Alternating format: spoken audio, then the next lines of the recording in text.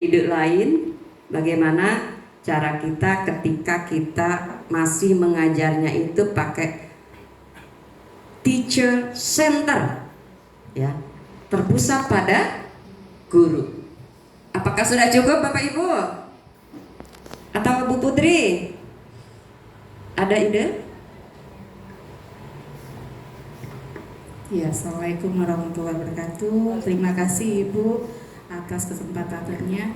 Ya, seperti yang disampaikan oleh Pak Rizky tadi, untuk bagaimana supaya kita itu menjadi guru yang bukan teacher center, melainkan membuat suasana belajar student center gitu ya. Yang pertama tadi benar, tidak hanya PBL sebenarnya ya. Jadi sebenarnya itu lebih kepada menyesuaikan materi pembelajaran yang akan kita sampaikan itu, kita cari model pembelajaran apa yang cocok. Contoh misalnya tadi Pak Rizky membuat patung, bisa anak-anak belajar tentang patung. Mungkin di sini lebih tepatnya kita menggunakan model pembelajaran PJBL karena ada praktek di dalamnya gitu. Artinya guru tidak hanya ceramah dan tidak hanya ada tanya jawab, dan satu lagi supaya pembelajaran ini lebih menarik buat anak-anak kita dan bermakna, bermakna tentunya. Ini kita bisa menyisipkan namanya pembelajaran berbasis diferensiasi, di mana anak-anak kita itu memiliki gaya belajar yang berbeda-beda gitu ya. Ada model belajarnya visual, audiovisual, kemudian ada dengan cara kinestetik. Nah, ini juga bisa kita selipkan di pembelajaran-pembelajaran yang kita sajikan kepada anak-anak. Dan yang terakhir yaitu pemasukan yang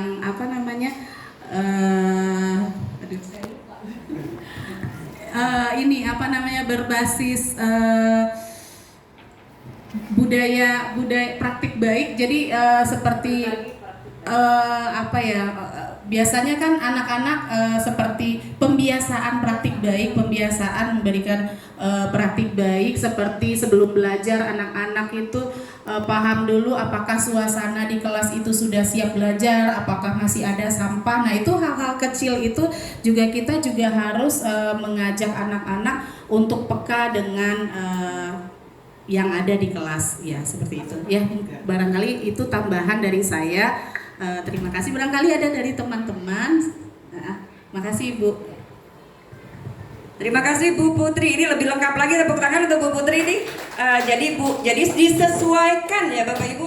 Jangan hanya cuma misalnya problem based learning, tapi sesuaikan dengan apa yang kita akan berikan, materi apa yang kita akan berikan. Bisa saja PJBL atau dan sebagainya.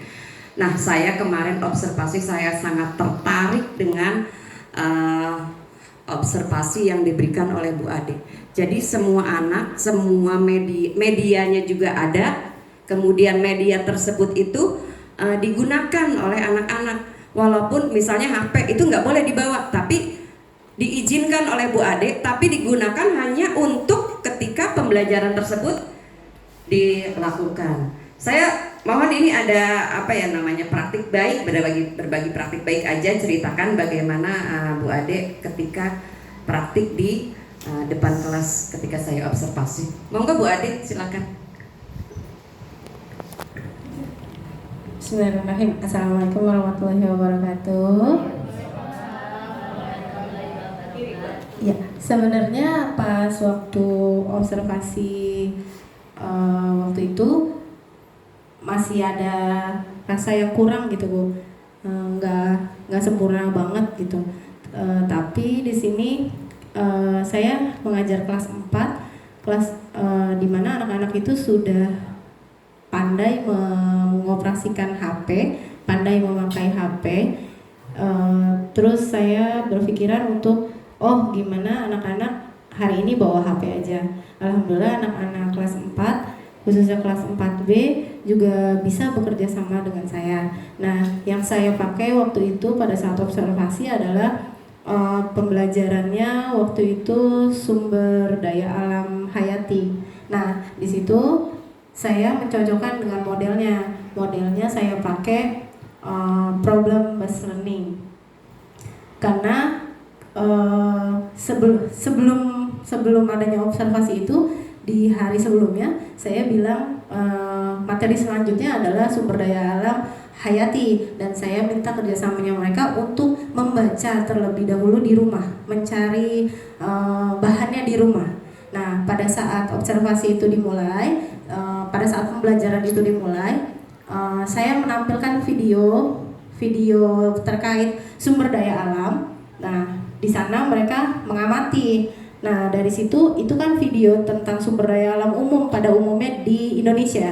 Tapi pada saat pembelajaran itu materinya adalah sumber daya alam yang dimiliki oleh daerah kita sendiri. Nah, dari situ setelah diamati oleh anak-anak, ada pertanyaan dari saya. Itu adalah sumber daya umum yang ada di Indonesia. Bagaimana dengan sumber daya alam yang ada di daerah kalian? Mereka masih bingung. Daerah saya yang mana, Bu? Gitu. Oh, kalau gitu Ibu pilih. Bagaimana kalau Kota Depok? Sumber daya alamnya apa ya yang ada? Apa yang dihasilkan oleh orang-orang Depok? Pada bingung. Terus saya kasih contoh. Oh, kemarin pada saat perayaan Ibu Kartini ada kakak kelas kita yang menari, dan di situ kalian amati apa yang ditampilkan pada saat di panggung itu, pohon apa yang ada di situ. Nah, pada saat saya bilang kayak gitu, ada anak-anak yang mungkin memperhatikan. Mereka bilang, oh berarti di Depok itu banyak yang menghasilkan belimbing, Bu. Nah ya, belimbing. Ini Depok ya. Kita lebih kerucutkan lagi. Bagaimana dengan kukusan? Kukusan tuh apa sih yang ada di kukusan Indonesia, sumber daya alamnya? Masih bingung. Kukusan apa ya, Bu, kukusan? Saya pancing dengan materi yang sebelumnya, yaitu adalah bentang alam. Bentang alam di dataran rendah tuh biasanya orang-orang itu pekerjaannya seperti apa? Mereka bilang, oh ada Gojek, Bu. Oh iya, Gojek. Saya tidak salahkan jawaban mereka. Terus abis itu setelah itu karena problem based learning, abis itu setelah dijawab sumber daya alam apa aja yang ada di kukusan, mereka saya kasih seperti games edukasi. Games edukasinya tentu menggunakan handphone, jadi tentu juga menggunakan jaringan. Jadi sebelumnya saya beritahu ke mereka bahwa harus bawa handphone dan dilengkapi dengan kuotanya, karena tidak mungkin bisa mengandalkan wifi sekolah. Jadi mereka gunakan handphone, lalu saya tampilkan games edukasi namanya Kahoot ID. Nah, di situ game-game itu saya pilih supaya mereka pada saat menangkap materi, saya menjelaskan, mereka tidak lupa. Jadi di Kahoot itu ada yang namanya pertanyaan-pertanyaan, bisa di searching di situ mau materi apa, dan bisa juga kita buat sendiri sesuai dengan materi kita. Nah, nanti pada saat itu kita bukanya pakai Kahoot login, sedangkan anak-anak pakai Kahoot join. Nah, kalau nanti saya bisa tampilkan, saya tampilkan biar teman-teman bisa ngikutin bagaimana caranya pakai Kahoot gitu. Nah, ini mungkin bisa dilakukan oleh kelas tinggi, kelas 4, 5, dan 6.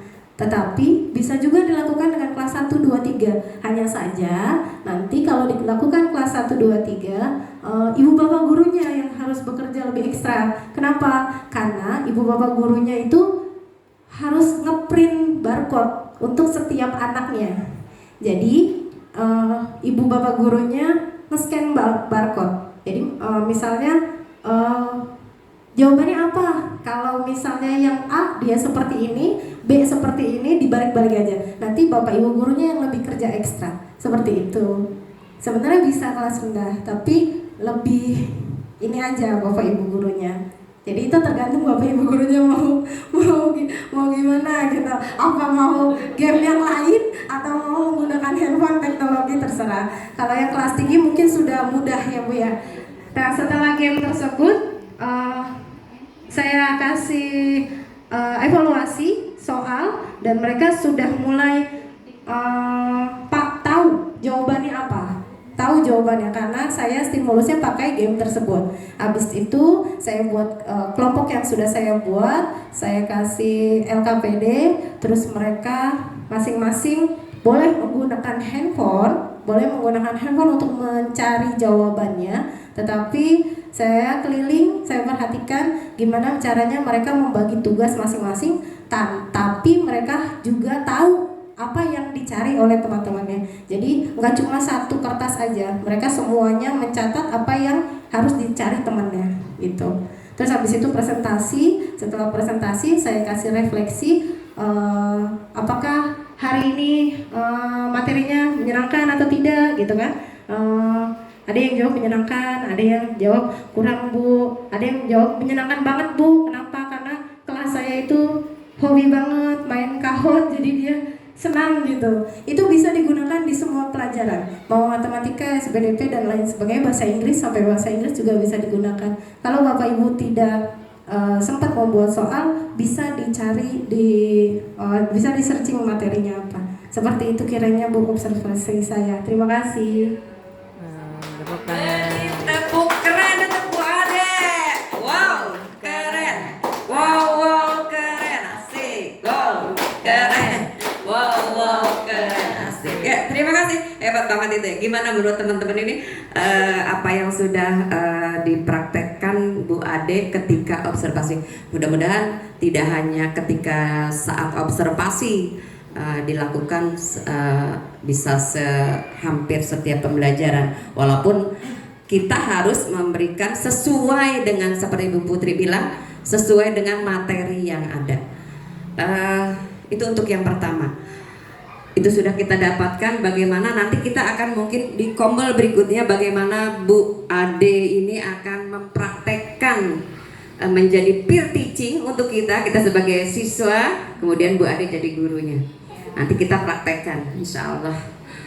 Yang kedua hampir sama dengan yang ketiga dan sebagainya, inti tentang keaktifan, bagaimana kita memberikan mengelompokkan siswa. Karena banyak begini nih, Bu saya nggak mau masih anu, Bu saya nggak mau masih itu gitu ya. Gimana Bu, kalau Bu Rohma gimana Bu Rohma? Seperti itu nggak? Iya. Jadi saya sangat kesulitan karena banyak siswa menuntut untuk membuat kelompok sendiri. Seharusnya bagaimana Bapak Ibu? Apakah siswa kita bebaskan untuk membuat kelompok sendiri atau kita yang menentukan? Kalau saya, menurut saya, tapi nanti Bapak Ibu bisa deh. Jadi kita cari siswa yang kita sudah tahu kan ya, apalagi kita sudah hampir 1 tahun melihat anak-anak kita. Jadi kita tahu nih mana yang memiliki keunggulan dalam akademik, mana yang memiliki keunggulan dari non akademik. Nah itu kita padukan. Jadi jangan yang pinter-pinter semua di akademik. Misalnya yang non akademik gabung dengan non akademik. Mungkin harus dipadukan seperti itu. Mungkin ada pendapat dari teman-teman yang lain ketika bagaimana kita memberikan mengelompokkan. Ya, Bu Mul silakan. Assalamualaikum warahmatullahi wabarakatuh. Waalaikumsalam.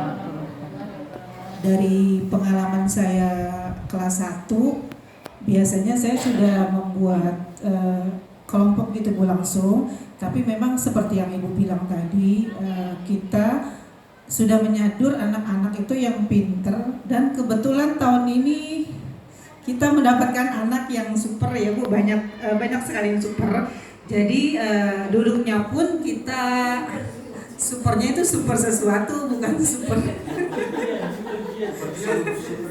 ya model-model seperti dia.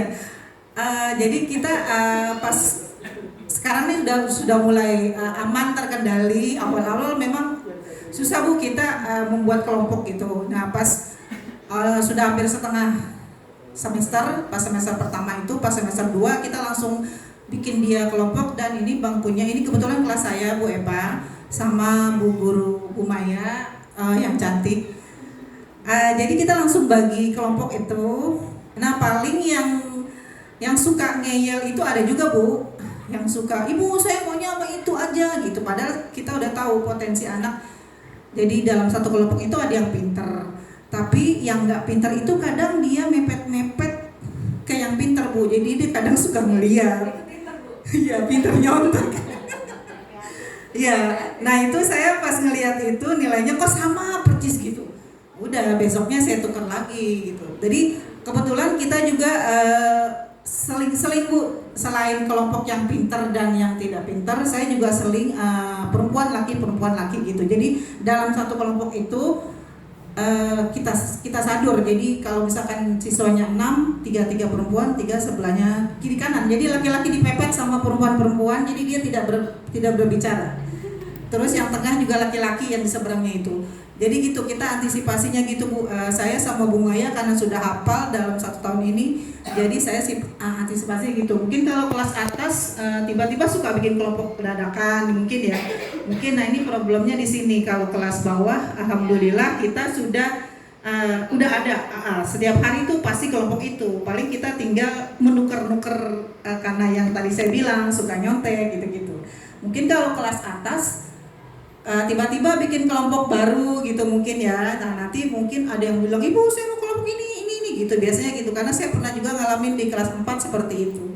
Itu saja dari saya. Wassalamualaikum warahmatullahi wabarakatuh. Waalaikumsalam warahmatullahi wabarakatuh. Terima kasih Bu Mul, ini mungkin pencerahan buat kita semua. Jadi udah baku ya Bu Mul? Jadi udah baku kelompoknya gitu? Kecuali ada yang kecuali itu. Ya, jadi ketika ada suatu peristiwa yang membuat harus dirubah rubah kelompoknya, gitu. Nah, tadi disebut-sebut nih kelas atas katanya. Kalau kelas atas mungkin tergantung kitanya mau ke pembelajaran apa, ganti kelompok. Pembelajaran apa, ganti kelompok. Pak Rijal, gimana? Ya terima kasih Bu semuanya. Assalamualaikum warahmatullahi wabarakatuh. Waalaikumsalam warahmatullahi wabarakatuh. Tadi menyambung dengan perkataan dari Bu Mul, kalau kelas rendah itu udah ada kelompoknya masing-masing setiap hari, jadi itu aja gitu ya Bu ya. Jadi kalau gitu, nah, jadi kalau di di kelas yang saya lakukan gitu Bu untuk membagi kelompok, itu biasanya menghitung aja Bu anak-anaknya. Menghitung misalkan bikin seperti yang praktek kemarin. nah iya kayak gitu. Misalkan mau bikin 6 kelompok, jadi anak hitung 1 sampai 6 terus diulang ya, dan seterusnya seperti itu. Nah itu juga kalau di kelas saya yang saya alami enggak menimbulkan iri-irian gitu Bu. Jadi anak-anak juga menerima apa adanya dan juga karena udah sedikit dewasa mungkin ya Bu ya, jadi enggak membeda-bedakan antar teman kayak gitu Bu. Jadi itu angka mereka antar dibikin sama teman-temannya sama mereka juga angkat kelompok seperti itu, jadinya ya udah gitu Bu, diterima aja gitu sama yang lain juga. Kesepakatan. Udah kesepakatan Bu kayak gitu. Sekian dari saya. Wassalamualaikum warahmatullahi wabarakatuh. Waalaikumsalam. Terima kasih Pak Rijal. Jadi kalau kelas atas mungkin sudah kesepakatan bersama, kita harus mencari kelompoknya tuh dengan cara seperti ini gitu ya. Atau mungkin agama juga sama seperti itu Pak Fajri ya? Ada, kalau agama udah di kelompok wali kelas. Oh jadi pembentukannya mengikuti wali kelas. Oke, baik. Ini untuk pembentukan kelompok. Boleh, sangat boleh. Iya, terima kasih luar biasa ya teman-teman. Saya sedikit menambahkan ya, kebetulan Pak Rijal kelas 5, saya kelas 6, di kelas 5 juga seperti itu. Jadi sebenarnya kelompok itu nggak mesti harus 1 semester itu mulu. Jadi anak bosen juga gitu ya. Jadi seperti Pak Rijal tadi, mungkin polanya kita ganti. Misal 1, 2, 3, 4, 5, 6 kita mau bikin kelompok 6. Bisa jadi dengan 1, 2, 3, 4, 5, 6 dia jadi satu kelompok, kemudian nanti ngitung lagi sampai 6, atau mungkin kelompok berikutnya nanti pelajaran yang lain gitu ya. Biar anak ini nggak bosen, dan kadang-kadang kan anak ini gini, dia pengennya sama temennya aja. Saya kebetulan ada bunda anak inklusi. Menurut saya sih inklusi, tetapi orang tuanya sayangnya tidak mau untuk konsultasi ke psikolog gitu ya. Nah jadi ini anak awalnya di kelas 5 ini tersisih terus, nggak ada yang mau nemenin.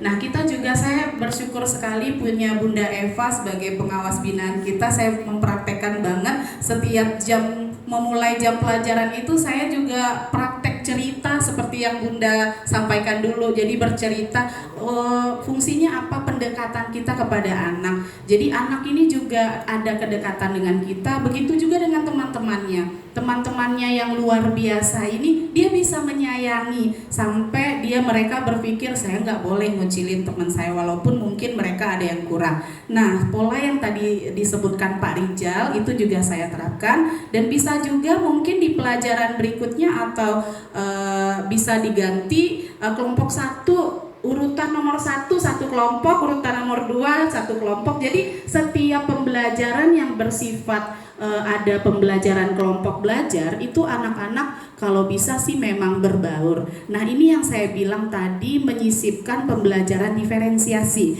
Nah, untuk evaluasi itu kalau yang bukan bersifat sumatif ya. Kalau dalam pembelajaran misalnya pertemuan 1, pertemuan 2 biasanya kita kan guru-guru masih memberikan evaluasi dalam bentuk formatif gitu ya. Nah, formatif ini yang saya sampaikan dalam bentuk diferensiasi tadi. Jadi setelah kita membuat kelompok random yang seperti Pak Rijal jelaskan tadi, nah di saat evaluasinya kita bisa menanyakan ke anak-anak. Cuma memang kita guru mempersiapkan bentuk evaluasi yang dengan gaya belajar mereka audio visual atau kinestetik. Nah, contohnya mungkin kalau yang kinestetik dalam bentuk gambar menggunting gitu, nanti gambarnya atau misal gambarnya kita umpetin di mana nanti anak-anak nyari gitu ya. Nah, seperti itu. Jadi di saat evaluasi itu mereka Bu yang memilih, saya maunya siapa yang pengen lari-lari gitu. Nah, kan ada gitu ya. Ada yang nggak sukanya dengan bentuk mewarnai atau menjodohkan. Itu biasa bagaimana kita guru dalam membuat mendesain LKPD. Jadi LKPD itu tidak mesti dalam bentuk pertanyaan saja sebenarnya, tapi LKPD itu fungsinya adalah bagaimana kita menggairahkan anak-anak kita itu supaya bisa tercipta pembelajaran aktif dan bermakna buat mereka sendiri. Itu saja Bu, mungkin tambahan dari saya. Terima kasih. Ini excellent banget berarti ya. Udah sempurna insya Allah. Penambahan dari teman-teman semua untuk pembentukan kelompok. Jadi tidak mesti kita yang menentukan, kita mencari bagaimana caranya. Itu banyak cara, banyak bagaimana kita mendesain dari pembentukan kelompok tersebut. Kemudian yang ketiga, saya kesulitan untuk membuat anak menjadi aktif. Nggak tahu punya siapa ini ya.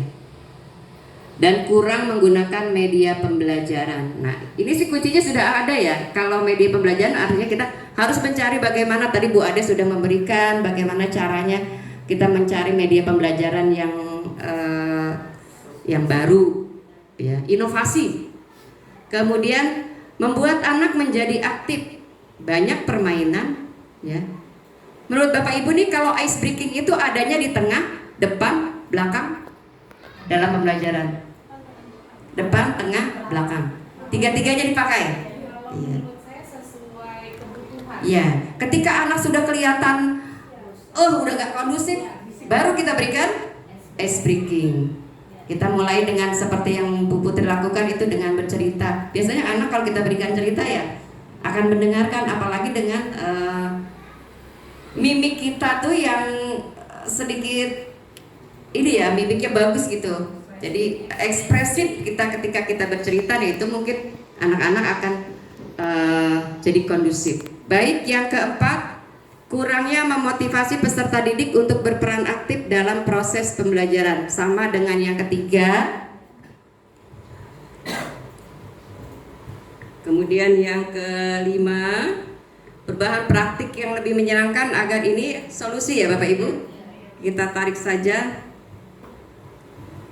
Nah, masih ada beberapa anak yang belum fokus. Nah ini dalam belajar serta saat belajar kelompok mereka juga belum tahu apa yang harus dikerjakan.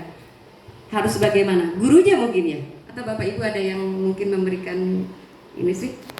Gurunya yang harus menjadi bagaimana? Tertarik sekali saya tadi ketika Bu Ade bilang bagaimana ketika anak tidak menemukan jawaban. Bagaimana anak diem aja. kita harus mencari apa? Pertanyaan pemantik. Tuh, ya pertanyaan pemantik. Ini udah nggak dapat nih bagaimana cara. Nah, otak kita itu berputar. Bagaimana caranya agar ini anak bisa menjawab apa yang kita minta gitu.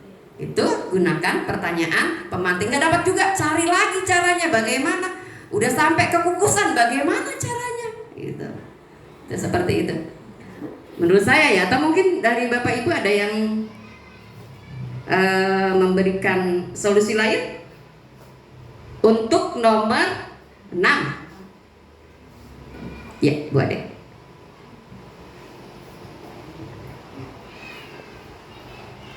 Kalau di kelas saya, di kelas 4B, itu pada saat belajar kelompok, sebelumnya saya tidak memakai cara Parijal yang harus berhitung, tapi saya lebih memakai apa kata Bu Lita. Jadi saya memilih anak-anak yang lebih unggul akademiknya terlebih dahulu, baru yang kedua saya pilih juga, tapi sebelumnya kita kesepakatan dulu apa mau buat sendiri, apa mau bagaimana. Nah di situ nanti anak-anak pada teriak-teriak, buat sendiri Bu, buat sendiri, dibuatin gitu. Nanti pada saat itu tidak kondusif, saya bilang oke, sekarang kita voting. Nah pas suara terbanyak itu saya yang milih, saya ambil, lalu suara terbanyak itu saya yang milih dan saya menerapkan itu seperti itu. Lalu anak-anak yang nilainya terbelakang juga saya taruh, saya bagi setiap kelompok. Nah pada saat anak-anak tidak tahu apa yang harus dikerjakan pada belajar kelompok, karena pembentukan kelompok saya seperti itu, maka di situ yang unggul akademiknya dan ada jiwa kepemimpinannya, mereka lah yang mengarahkan teman-temannya. Kalau di kelas saya seperti itu, mereka yang mengarahkan teman-temannya. Makanya tadi saya bilang pada saat belajar kelompok, saya bilang ke teman, saya keliling ke setiap kelompok, saya bisikan ke mereka, ayo kalian tahu apa yang harus dikerjakan, bagaimana ini. Nanti ada satu anak yang jiwa kepemimpinannya bilang, oh kamu ngerjain ini ya, kamu ngerjain ini ya, kamu ngerjain ini. Nanti saya bilang, nanti saya tambahkan, meskipun dibagi-bagi, tetap kamu juga harus tahu pekerjaan temannya apa. Jadi di situ saya memperhatikan setiap kelompok, ada yang bisa mengatur temannya harus bagaimana. Jadi nggak ada yang bengong di dalam satu kelompok itu, gitu. Terus kalau belum fokus dalam belajar, yaitu pasti mungkin kebiasaan gurunya, bagaimana cara mengaktifkan anak-anaknya, mungkin pakai ice breaking. Kalau anak-anak sudah bosan, kita bangunkan lagi mereka, kita bikin mereka melek lagi, seperti itu sih kalau di kelas saya, Bu. Oke, Bu Ade, terima kasih. Solusi lagi nih. Jadi kita harus tetap membangkitkan anak, gitu ya. Misalnya kita tetap menjadi fasilitator. Jadi ketika di kelompok ini, itu jangan kita tuh ngajar, ada beberapa mohon maaf, cuma ada di depan, tapi kita keliling. Kita lihat tuh kelompok ini, kita lihat kelompok itu, gitu. Jangan hanya nih anak kurangnya di mana. Nah itu di saat itulah kita yang menjadi fasilitator. Itu tugas kita. Bukan artinya kita berikan menjadi fasilitator. Nih kerjakan, bukan. Tapi kita lihat, oh anak nggak bisanya di mana. Itu tugas kita. Gitu. Bu Ade, terima kasih ya. Lanjut nomor 7. Dari hasil observasi ini, saya merasa kurang memotivasi sebagian peserta didik tersebut untuk berperan aktif dalam proses pembelajaran. Saya juga belum sepenuhnya melibatkan peserta didik dalam pembagian peran yang mereka inginkan. Ini sudah dapat nggak solusinya untuk nomor 8? Kayaknya sudah terangkum dari apa yang sudah kita diskusikan bersama ya. Kemudian yang nomor 8, banyak anak yang masih malu-malu menyebutkan perbedaan dirinya dan temannya. Ini di kelas 2 ya Bu Rani ya? Ya mohon. Terima kasih Bu Rani, coba. Kenapa seperti itu gitu Bu Rani? Iya, kemarin saya sudah melakukan pembelajaran ini ya Bu. Ketika memulai pembelajaran, saya menyuruh anak untuk berhadapan dengan temannya sebangku, dengan teman sebangkunya. Tapi ketika saya suruh coba perhatikan teman kalian yang ada di depan kamu, perhatikan mukanya, tubuhnya, gitu ya Bu ya. Dan saya tanya anak, pandang-pandangan. Saya tanya, perbedaan kamu dengan teman kamu itu apa? Masih banyak yang diem Bu. Paling, ayo contohnya kayak nih, tatap teman kamu dari dari matanya sama nggak sama kamu? Kata ibu, kata saya gitu ya Bu. Sama nggak sama kamu? Oh iya Bu, dia belok, saya sipit, baru saya pancing, baru dia mau. Tapi kalau itu masih pada bingung, untuk menjelaskan perbedaan kamu dan teman kamu. Menyebutkannya tuh masih sulit, masih malu mungkin ya Bu ya. Iya. Takut kali nanti kalau misalnya sebutin pesek gitu. Marah. Ada Bu, ada itu. Saya tanya waktu itu, perbedaan kamu dan teman kamu apa? Dia bibirnya doer Bu, saya tipis. Akhirnya kan dia yang kaget gitu ya Bu, dibilang doer. Akhirnya saya tenangin lagi, ibu juga bibirnya doer. Saya tenangin lagi biar dia nggak turun itunya, biar tetap pede. Itu ibu juga bibirnya doer. Iya ya Bu, iya. Ya udah, jadinya mesti kita pancing terus kalau ya kayak gitu aja ya Bu ya. Ya terima kasih. Bu Radi, ini perbedaan ketika ada pembelajaran yang bagaimana membedakan antara fisik seseorang gitu ya Bu Radi ya? Iya. Iya, oke, terima kasih. Kayaknya sudah semuanya solusi yang sudah kita dapatkan. Ya, nggak mau lagi kan Pak Fajri?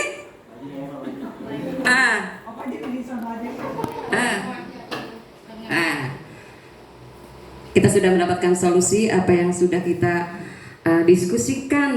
Mudah-mudahan ya. Nanti saya akan baca, mudah-mudahan. Saya minta Bu Maya nanti membacakan apa yang sudah dicatat sama Bu Maya. Apakah itu sudah oke menjadi kesepakatan kita bersama atau masih ada yang perlu ditambahkan? Sebelumnya saya akan menunjukkan dokumentasi yang kegiatan observasi kita yang kebetulan Bun nggak pakai video ya? Ada yang video nggak ya kemarin? Bu Ade juga enggak, Bu Putri juga enggak ya? Ada sedikit ya Bu Putri ya? Memorinya penuh. Ya. Jadi ini dokumentasi kegiatan observasi guru. Ada beberapa yang saya masukkan ke sini. Mau ngeselin. Kemudian ini terakhir. Tidak bersahabat ini sama saya. Baru. Oh iya ya. Ya. Ini yang terakhir. Kemudian terima kasih. Iya. Tapi sebelumnya Bu Maya bacakan dulu hasil dari notulen nanti, karena kita harus sepakati yang mana yang harus kita gunakan. Silakan Bu Maya. Ada Pak tambahan dulu, boleh Bu Putri. Ini yang poin 6 tadi ya Bu ya, tentang bagaimana menggerakkan anak yang pasif gitu ya di dalam kelompok, yang bingung dia mau ngerjain apa, nggak tahu gitu ya. Nah kebetulan kemarin juga saya tadi tambahan dari Bu Ade mengandalkan anak yang memiliki jiwa leadership. Nah terus yang bisa juga kita lakukan, mungkin sebelum kita menugaskan anak dalam mengerjakan tugas secara kelompok, kita memberikan panduan ya barangkali kepada anak-anak bahwa pekerjaan kelompok itu dikerjakan secara bersama. Mungkin di situ kita sampaikan nanti di saat kalian presentasi tolong disiapkan siapa yang akan menjadi moderator, siapa yang akan menyajikan materi, siapa yang menjadi notulen, dan siapa yang akan membacakan refleksi di saat adanya presentasi. Nah, mungkin arahan-arahan seperti itu memang kalau anak SD itu kalau tidak kita arahin dia bingung, karena jujur saja mungkin belajar berdiskusi itu mungkin baru mereka temui. Nah, itu mungkin kita langkah-langkah seperti itu ya mendekati seperti layaknya belajar anak menengah pertama SMA atau bahkan kuliah kan rata-rata seperti itu ya. Nah, kita ajarkan lah yang seperti itu. Jadi ada kita ucapkan terlebih dahulu, guru menginfokan gitu. Jadi tidak ada anak yang aktif dan tidak ada anak yang terlalu pasif gitu. Jadi semuanya rata, mereka mengikuti kegiatan kelompok itu sesuai dengan kemampuan mereka dan kesepakatan mereka berkelompok gitu sih Bu. Ya, artinya anak itu sebenarnya bisa gitu, bisa. Cuma bagaimana caranya kita sebagai seorang guru itu mengemas mereka, mengarahkan mereka untuk mereka bisa gitu. Ya, terima kasih Bu Putri. Bu Maya silakan. Atau maju aja Bu Maya. Sama saya.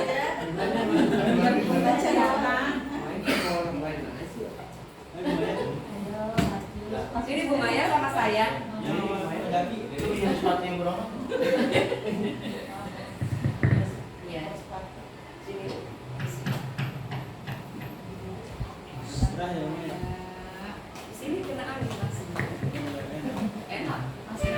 Assalamualaikum warahmatullahi wabarakatuh. Saya akan membacakan solusi dari refleksi yang tadi sudah dibahas. Tolong dicek lagi kalau misalnya ada apa yang kurang gitu, nanti kasih tahu ya biar dicatat lagi. Ya.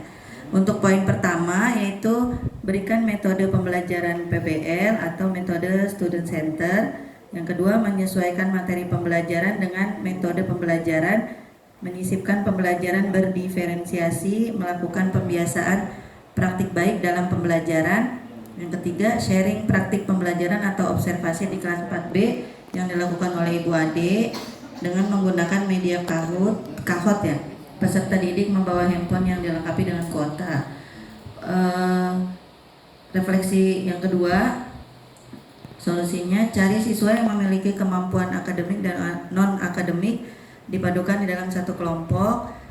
Yang kedua, membuat kelompok disesuaikan atau digabung laki-laki dan perempuan, anak yang aktif dan tidak aktif digabung menjadi satu kelompok. Berikutnya, membuat kelompok dengan hitungan sesuai dengan kesepakatan bersama agar tidak ada kecemburuan di kelas. Berikutnya, agar tidak bosan, setiap kegiatan kelompok dirubah jadi tidak itu-itu saja agar anak-anak dapat berbaur dan dapat tercipta pembelajaran yang aktif dan menarik. Untuk refleksi solusi dari refleksi yang ketiga, memberikan ice breaking, mencari dan menggunakan media yang menarik.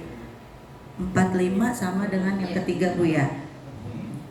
Yang keenam, memberikan pertanyaan pemantik kepada siswa, memberikan ice breaking.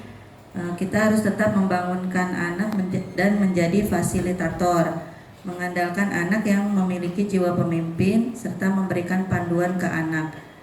Untuk nomor 7 sama dengan poin ke-6. Yang terakhir, memancing siswa agar mau mengutarakan pendapatnya serta memotivasi siswa agar lebih percaya diri. Terima kasih Bu Maya. Ini solusi apakah nanti kita kerjakan semua atau kita sesuaikan dengan apa yang kita berikan materi pembelajaran di hari-hari tersebut. Kalau misalnya dari notulen ini Bapak Ibu ada tambahan atau perlu dikurangi, monggo nih masih ada waktu 4 menit lagi. Adakah Pak Yayan, Pak Fajri, Bu Ika, Bu Yuni, Bu Roma? Hayo. Oh iya, pertanyaan, monggo. Baik, sedikit ada masih pertanyaan dari yang tadi dipaparkan, yaitu mengenai kan kalau kita ambil kesimpulan ya dari banyaknya problem tadi itu kan satu permasalahannya itu kan tidak semua anak itu cara belajarnya sama kan, iya kan, yang membuat dia tidak aktif pasif itu karena dia tidak suka cara belajar itu kan. Nah itu permasalahan lagi bagaimana satu kelas ini cara belajarnya sama gitu, semuanya pada suka gitu. Rata-rata susah Bu, pasti ada satu anak kayak misalkan tayangan video nih, itu misalkan berapa persen doang yang suka, sisanya ya udah diem, bahkan dia nggak nyimak sama sekali. Kayak game kayak game pasti ada kan nggak 100% suka kan, misalkan suka ya mungkin gitu kali ya, ada juga ya itu mungkin kita carinya yang benar-benar tepat ya, jawabannya Pak sebenarnya. Iya tapi susah Bu, susah cari yang benar-benar 100% itu anak. Iya masih belum nemu. Kayak HP juga pasti kan kayak menggunakan HP ya, ada yang nggak bawa HP, itu kan termasuk menurut saya gagal. Iya, kalau misalkan satu nggak bawa HP, kalau menurut saya gagal. Kalau misalkan disuruh bawa HP semua nih, ada satu yang nggak bawa HP, itu kalau menurut saya ya nggak 100%. Itu sih. Nah itu kalau kuota masih bisa diakalin dah ya. Kalau udah nggak bawa HP, tandanya dia udah nggak ya mungkin itu sih yang masih. Mungkin gimana Bu Putri solusinya? Kalau saya dulu.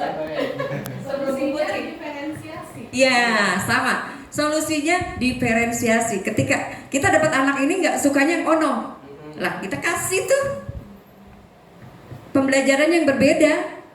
Jadi mungkin gini kan di kombel berikutnya, saya kalau diizinkan boleh nanti teaching gimana sih cara menyajikan pembelajaran diferensiasi, karena waktu saya dalam pendidikan guru penggerak awalnya kita teman-teman juga bingung nih, ini diferensiasi itu apa sih maksudnya, apakah kita udah langsung mengkotak-kotakan anak, ternyata enggak gitu.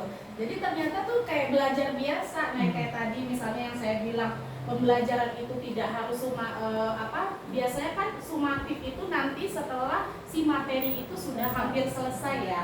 Nah misal pertemuan 1, pertemuan 2 itu kan formatif biasanya. Nah itu yang tadi saya katakan, di saat anak mengerjakan sebuah kerja kelompok, nah itu pakai yang saya gunakan tuh pakai cara yang Pak Rijal tadi. Anak tuh kita hitung random, misalnya contoh kayak Bu Maya ngajarin tentang bangun ruang. Mungkin di situ nanti Bapak Bu Maya nampilin anak-anak, ada yang tahu ini yang Ibu pegang apa, terus banyak kira-kira apa saja ya benda yang seperti Ibu pegang ini. Nah nanti bisa ada beberapa, terus kita bagi kelompok, dia menceritakan misalnya apa-apa aja benda yang sama dengan bangun ruang yang tadi disebutkan. Nah setelah itu formatifnya itu kita tanya lagi, siapa yang suka gunting-gunting kartu, siapa yang suka mewarnai, siapa yang suka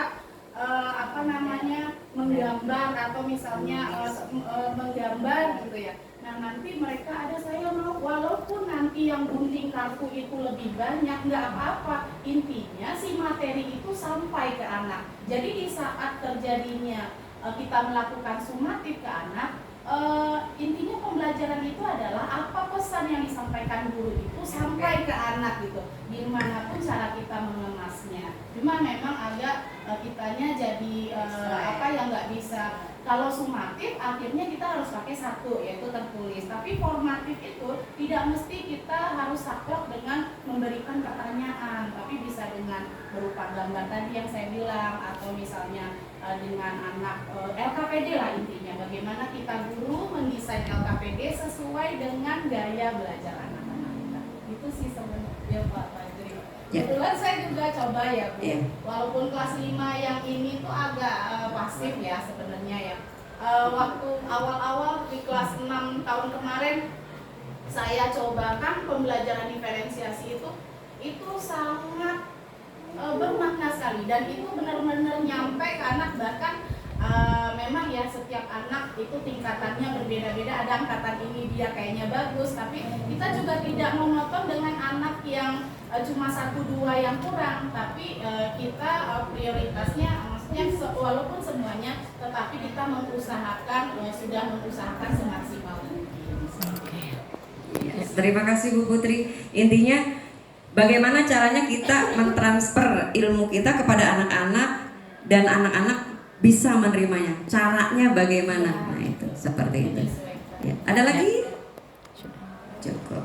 Oke.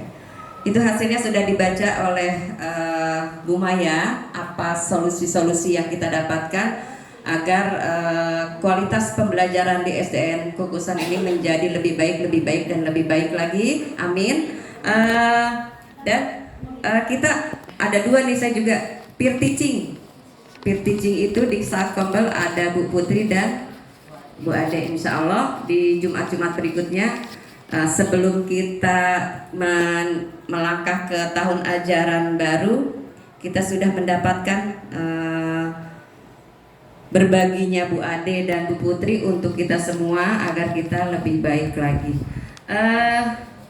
Menurut saya kegiatan hari ini sudah cukup dulu. Nanti mungkin di waktu-waktu ke depan ketika kita kembali lagi seperti yang saya bicarakan tadi, untuk peningkatan kualitas pembelajaran kita ini, kita lebih baik lagi dan lebih baik lagi. Saya ucapkan terima kasih kepada Bapak Ibu. Beri tepuk tangan untuk kita semua karena kita sudah mendapatkan, merefleksikan dan kemudian mencari solusi apa yang harus kita lakukan untuk mencerdaskan anak-anak bangsa. Terima kasih dari saya. Assalamualaikum warahmatullahi wabarakatuh. Kemudian saya mohonkan juga kepada Bunda untuk memberikan solusi juga untuk kita semua. Terutama untuk saya sebagai pimpinan di SDN Kukusan, agar kualitas pembelajaran di SD kita ini menjadi lebih baik lagi. Saya mohon kepada Bunda.